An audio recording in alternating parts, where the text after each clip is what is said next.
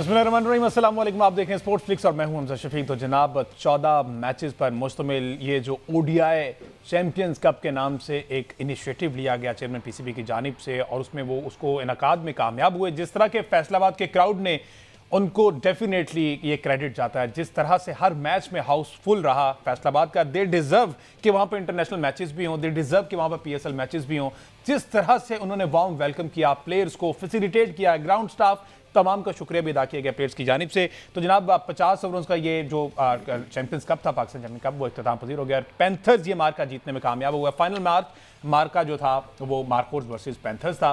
Marcos ने पहले 3 matches जीते, जिस तरह से अनबीटन रहा। लीग स्टेज में, ग्रुप स्टेज में हमने देखा कि आखिरी मैच जीता, उसके बाद दूसरा, और फिर अब ये तीसरा फाइनल मैच भी जीत के नाकाम इस तरह से हो गई। एक बड़ा रीज़न ये भी बताया जा रहा है कि जनाब जो मेन प्लेयर थे, जो की रोल प्ले कर रहे थे, वो जो नेशनल ड्यूटीज़ के लिए जो कैंप लगा हुआ है वहाँ पर चले गए, जिसकी वजह से ये सारी सूरत हाल हुई। बहरहाल ओवरऑल जिस तरह से परफॉर्मेंसेज रही तमाम प्लेयर्स की, हसनैन की बात की जाए, कामरान गुलाम की बात कीजिए, उस्मान खान की बात की जाए, अब बहुत कुछ इसमें पीसीबी ने हासिल भी किया है। अगर बेंच स्ट्रेंथ की बात की जाए तो बहुत कुछ, हमें बहुत से ऐसे चेहरे मिले हैं कि जिन पर दोबारा से इन्वेस्टमेंट की जा सकती है, टाइम लगाया जा सकता है, वो ग्रूम कर सकते हैं। और कुछ नए चेहरे भी हैं जिनको डेफिनेटली ग्रूम करना बहुत जरूरी है। फॉर्मर कैप्टन सलमान भट्ट साहब हमारे टेलीफोन लाइन पर मौजूद है। अहमद सईद ने स्टूडियो में ज्वाइन किया। Welcome to both of you ji.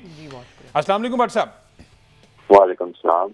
But सब बिलाखिर ये एक सक्सेसफुल टूर्नामेंट रहा, कह सकते हैं। हमने काफ़ी हद तक देखा कि बहुत कुछ पीसीबी ने हासिल किया। आप वहाँ पर मौजूद थे, सारी मनाजिर आपने देखे, आप विनिंग शॉट शादाब लगा रहे थे, कमेंट्री आपकी चल रही थी, और वो जो जज्बात थे आपके वो भी हमने सुने।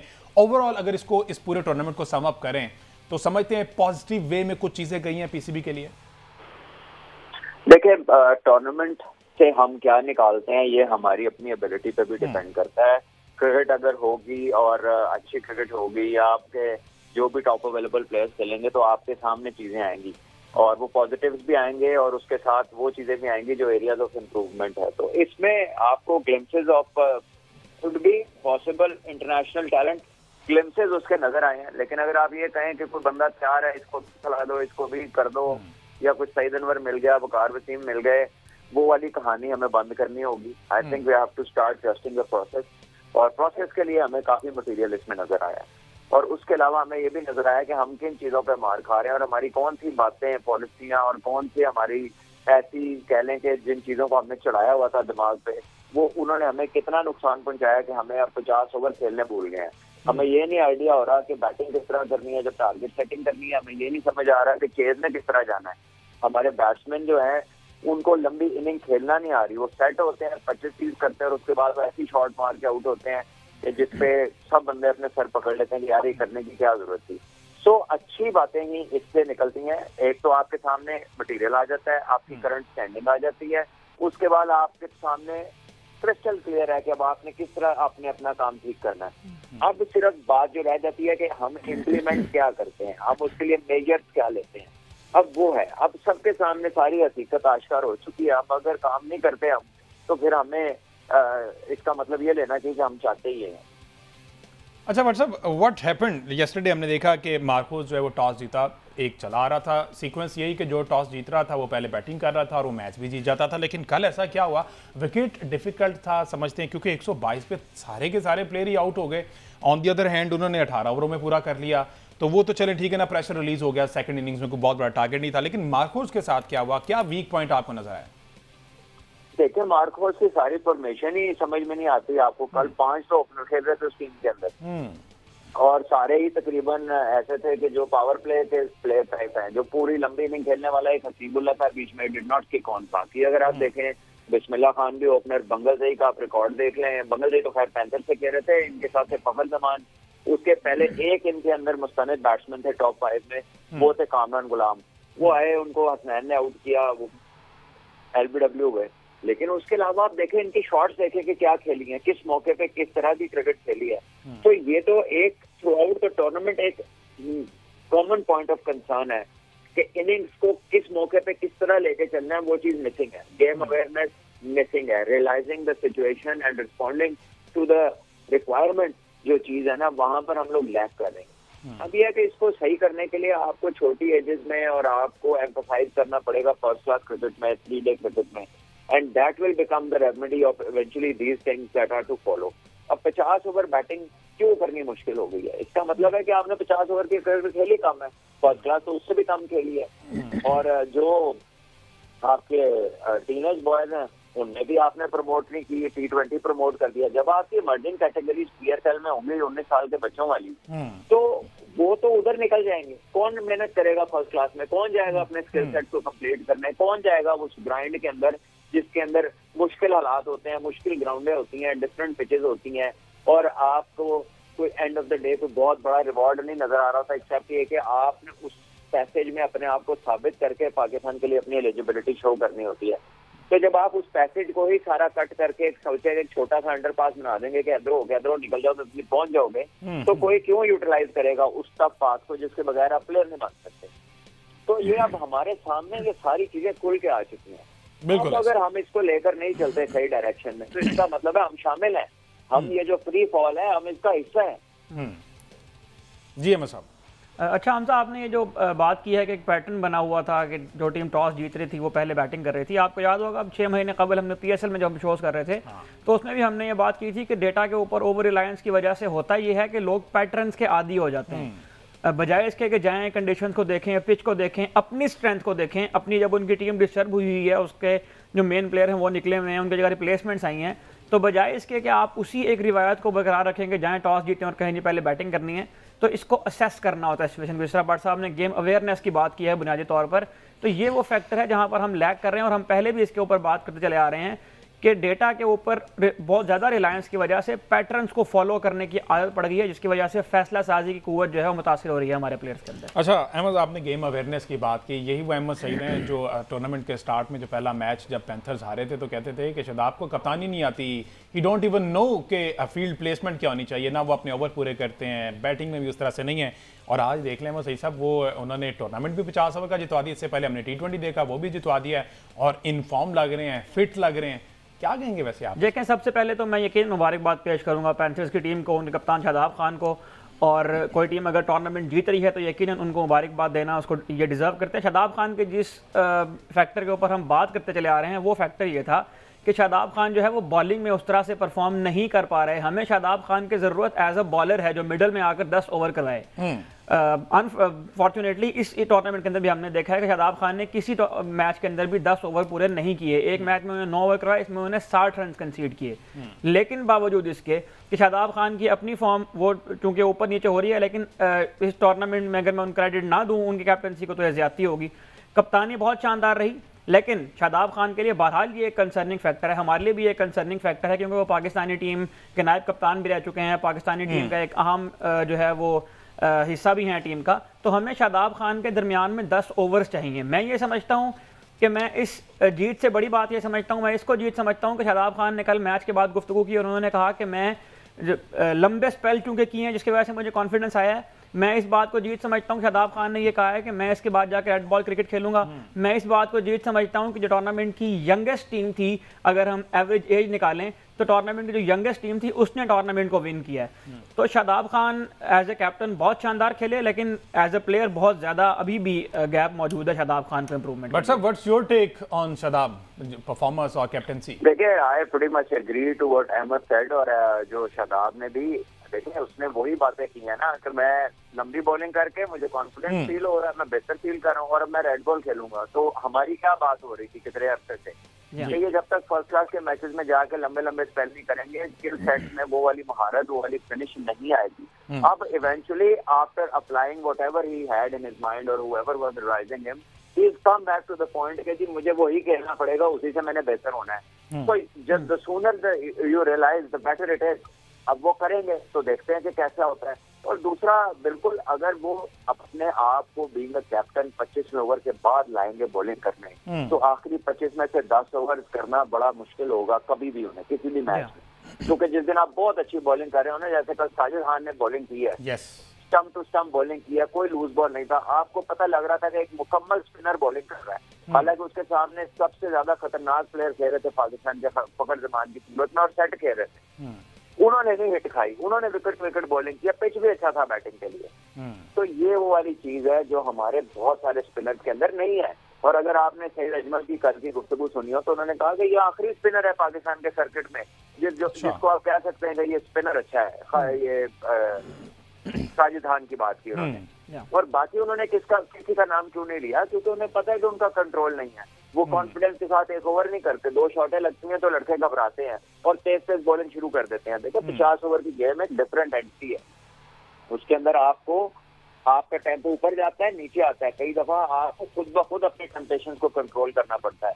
शादाब ने जहाँ कप्तानी अच्छी की है, चेंजेस अच्छे किए हैं, वहां पर वो लकी भी रहे हैं कि उनके जो प्लेयर थे हसनैन, उन्होंने पहले मैच से ऐसा रिस्पॉन्ड किया। हालांकि वो पहला मैच हारे थे, लेकिन उसमें भी उन्होंने बॉलिंग अच्छी की थी। तो वो एक आउटराइट विकेट टेकर रहे हैं। 17 आउट उन्होंने कर दिए। आप फ्रंट आए तो विकेट ली, बीच में आए तो विकेट ली, आखिर में आए तो विकेट ली, रन भी कम कंसीड किए।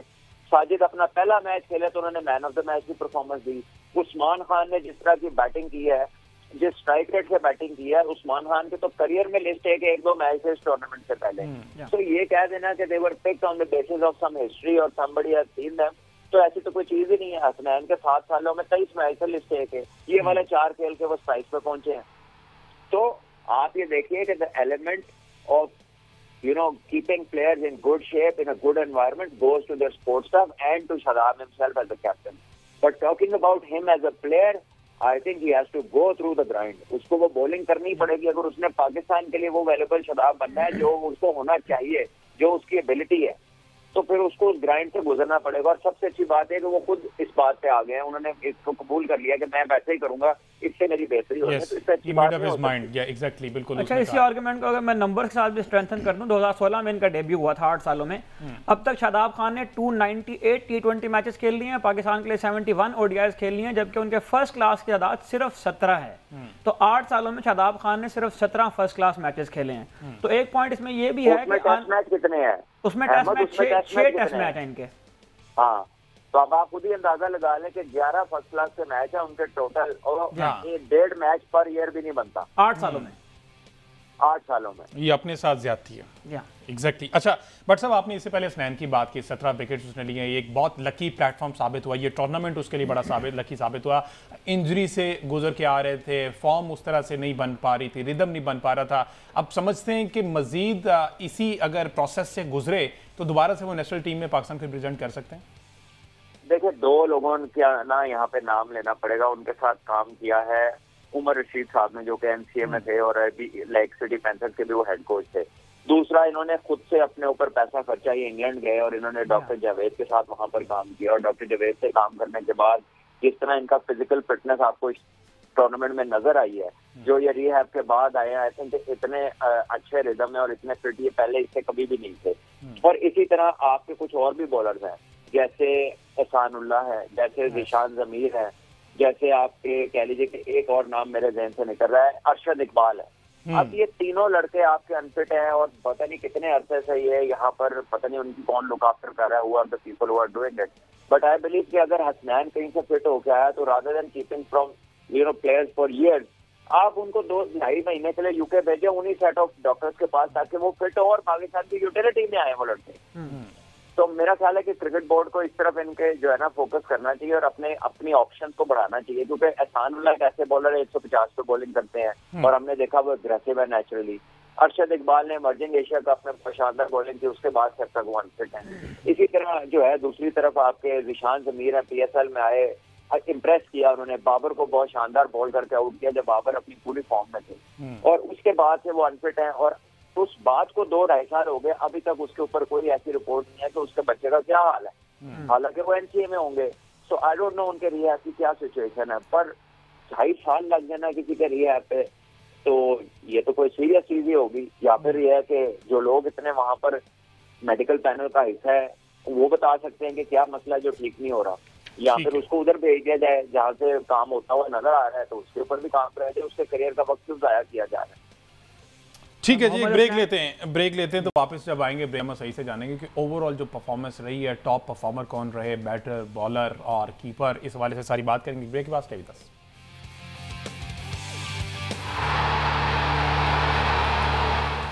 वेलकम बैक जी। बात हो रही थी पाकिस्तान चैंपियंस कप के हवाले से, जिसके चैंपियन पैंथर्स हुए हैं। शादाब खान की कप्तानी में ये 50 ओवर का टूर्नामेंट जो है वो पैंथर्स की टीम जीतने में कामयाब हुई।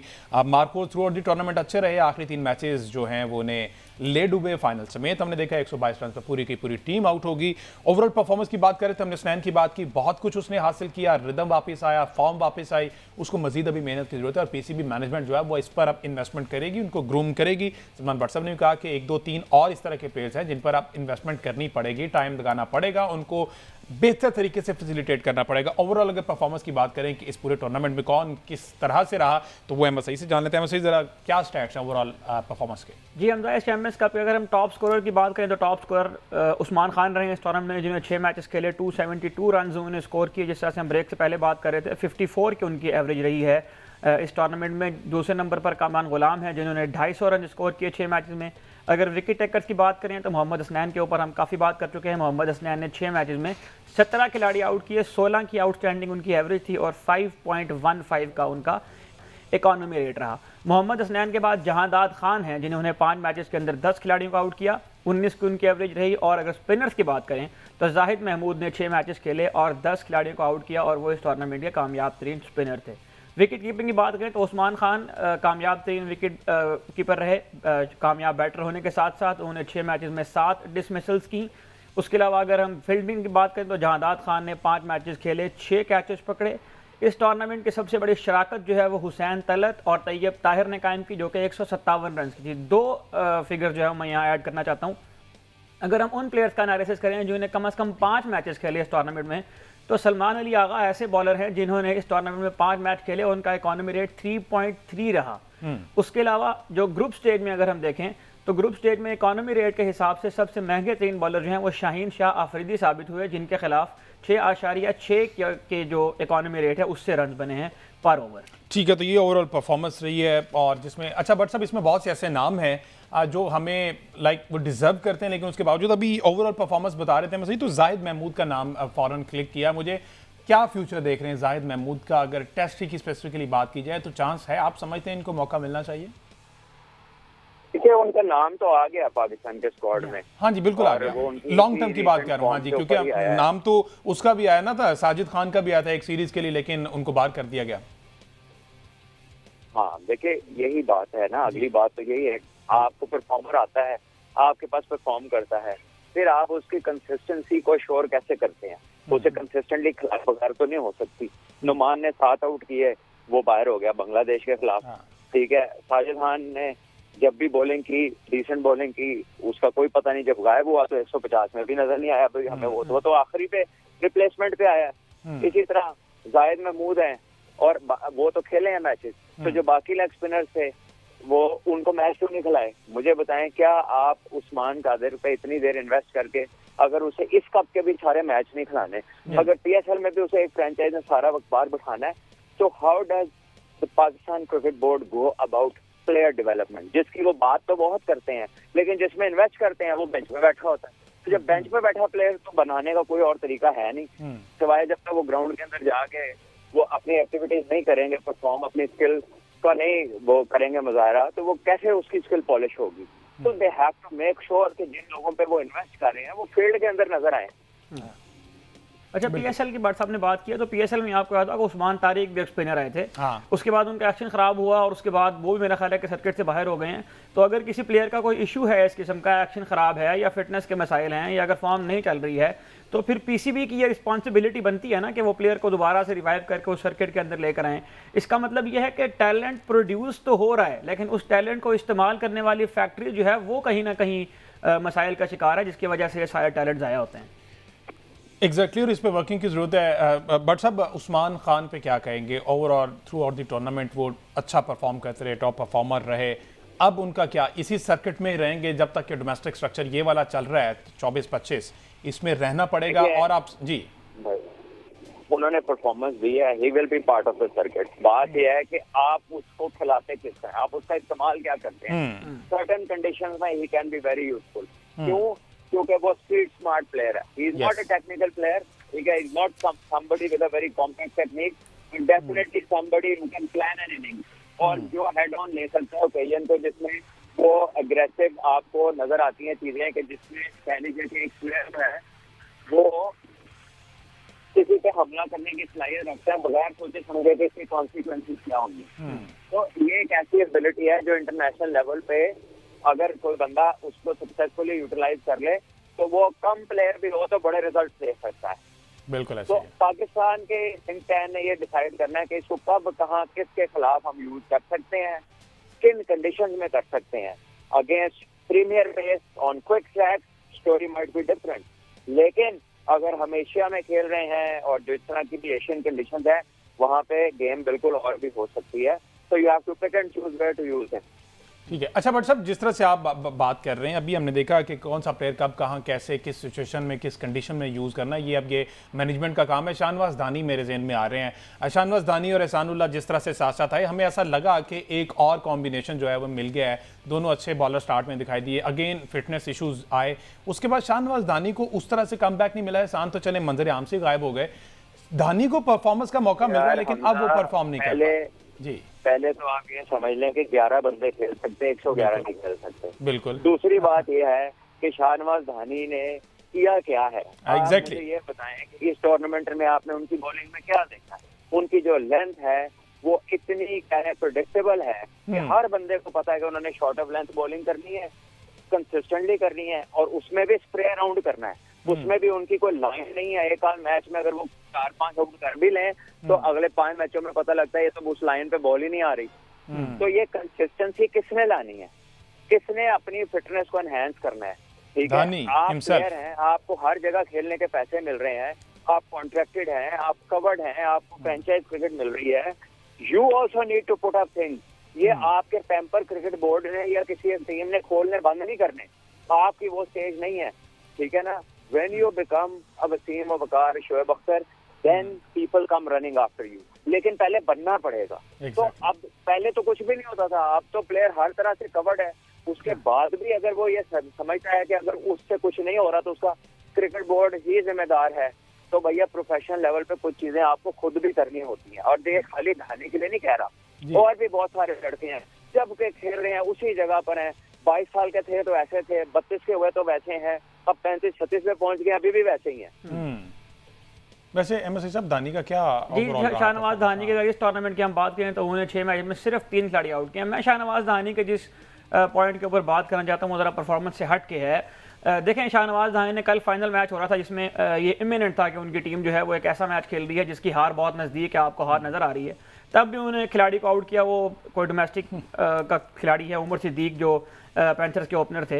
मेरा ख्याल है कि उनका जोड़ भी नहीं बनता शाहनवाज दानी के साथ। उनको बोल्ड करने के बाद भी उन्हें बिल्कुल वैसे ही जाकर सेलिब्रेट किया जैसे वो कोई PSL का फाइनल जीत रहे हों। या मेरा ये ख्याल है कि जब आप माइंडसेट के हवाले से इस कदर नापुख्ता हैं कि आपने सिर्फ एक वीडियो की खातिर एक पूरे ग्राउंड का चक्कर काट दिया उस मैच के अंदर, जब आपको लग रहा है कि आपकी टीम हार गई है, तो मेरा ख्याल है कि पर्सनल माइलस्टोन्स को आप अहमियत देंगे तो आप कभी भी टीम प्लेयर नहीं बनेंगे। क्रिकेट एक टीम बिजनेस। आपको याद होगा कि अब देखें ना, फ़खर ज़मान के बारे में आप लोग बात करते हैं ना कि फ़खर ज़मान मैच विनर है, तो फ़खर ज़मान मैच विनर क्यों है? फ़खर ज़मान ने 193 रन की इनिंग्स खेली थी जोहान्सबर्ग में, आपको याद होगा, 155 गेंदों पे, लेकिन उनकी टीम वो मैच नहीं जीती थी। मुझे आज भी उनकी वो सेंटर फ्रॉम द पिच जब वो वॉक करके वापस जाते ड्रेसिंग रूम के अंदर, मुझे आज भी उनकी वो वॉक याद है। उनको उस 193 रन की कोई खुशी नहीं थी। तो जब आपकी टीम नहीं जीत रही तो आपकी ये सेलिब्रेशन किस काम आनी है, आपकी ये परफॉर्मेंस किस काम आनी है जो आपकी टीम को नहीं जितवा पा रही। सोशल मीडिया का कंटेंट तो मेरा ख्याल है कि मसला जो है ना वो कहीं माइंडसेट में भी है शाहनवाज दानी के, और वो बहुत ज्यादा जरूरी है। बहरहाल एक बड़ा इंपॉर्टेंट सलमान भट्ट साहब आपका उस पर एक मैं लेना चाहूंगा। इफ्तिखार अहमद ने कल मीडिया के हवाले से कहा है,